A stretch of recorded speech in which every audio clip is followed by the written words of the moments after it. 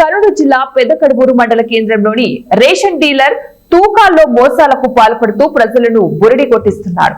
కూటమి ప్రభుత్వం అధికారంలోకి వచ్చిన తర్వాత రేషన్ దుకాణాలలో అవినీతి అక్రమాలను అరికట్టేందుకు రేషన్ బియ్యం నాణ్యతతో అందజేయడంతో పాటు స్మార్ట్ కార్డు ద్వారా పలు రకాల సరుకులను అందిస్తోంది.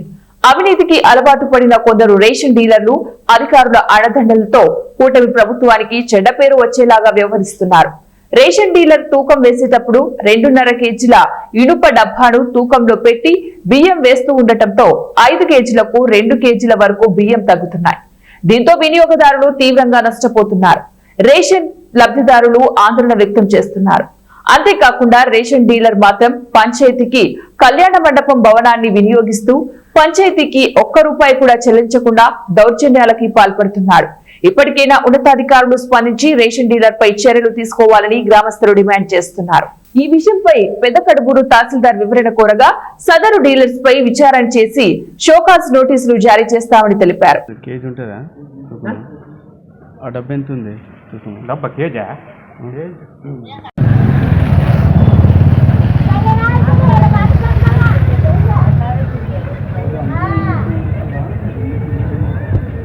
ఏం చెప్పా మీరు నిలబడి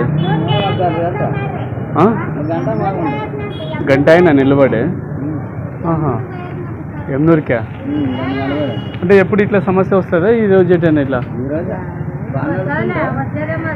సమస్యలు వస్తుందా? రోజు ఆ డబ్బాతోనేనా మీకు వేసేది? ఆ డబ్బాతోనే వేస్తారు బియ్యము.